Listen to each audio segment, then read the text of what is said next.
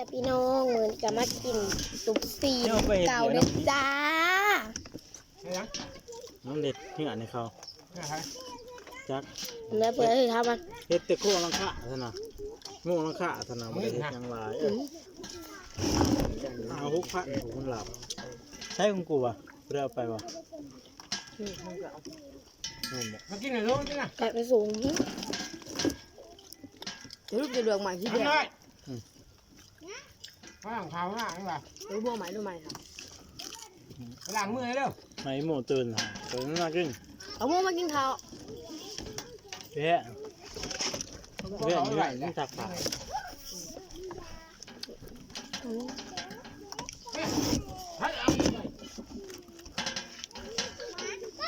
เอาไปใส่อีก ชมเลยเพื่อนเบิ้ลมันนี่เรื่องเว้ยว งเข็นให้ดูก็ได้ ล้างเด้อ เออจ้ะฮะว่าดีเท่าอาป่าเอาไปบ้าจะได้เลยป้าไม่เห็นใครไปปิดหากู มันรับเองมั้ง ล้างให้เด้อเด้อ มันไม่ไปเจาะเขาอยู่หนักนะฮะไม่หดมึกนะฮะ โทรมาหามันยังเปล่าไปเด่นอ่ะเฮ้ย เอามาใต้ที่อยู่ใส่ยานนี่แต่ละคน อันนี้เอาจมผ้าปูนมากันเลยมันงามบ่ปูนจมมาท่า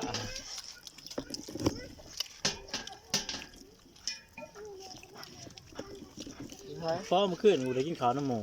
ไม่กินอย่างซูมมาแค่หมูก็ได้ไม่เป็นอย่างนั้นใช่มันคล่องอะไร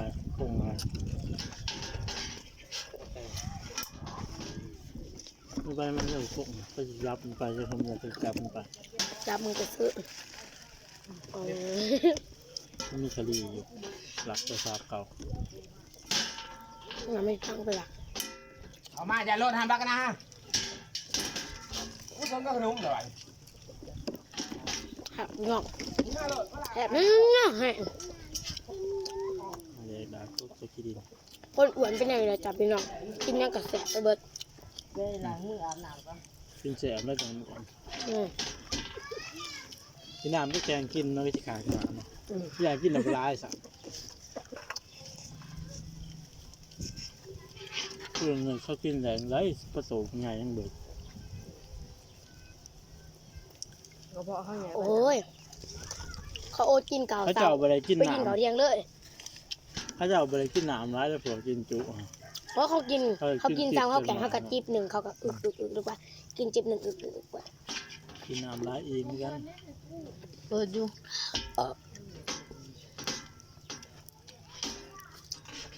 ซ่านี่บ่ห้องกิน กำลังเลือกผลไม้ อีหนามันมอยเพื่อนเปิดแล้ว ไอ้มึงเนี่ย เปิดอยู่มันคนใส่หุบกันเลย อ๋อมาเลยน้ำกินละจ้า คนใส่หุบแล้วหนูจะใส่ คุณโน่นน้ำมีคนเสริมน้ำความไรคุณโน่น โอ้เปิดไม่แล้วเขาใส่คนใส่เปิด อะไร อันนี้ไปหมด เอาไปแช่ตู้เย็นหายรุ่น ไปถ่ายที่นี่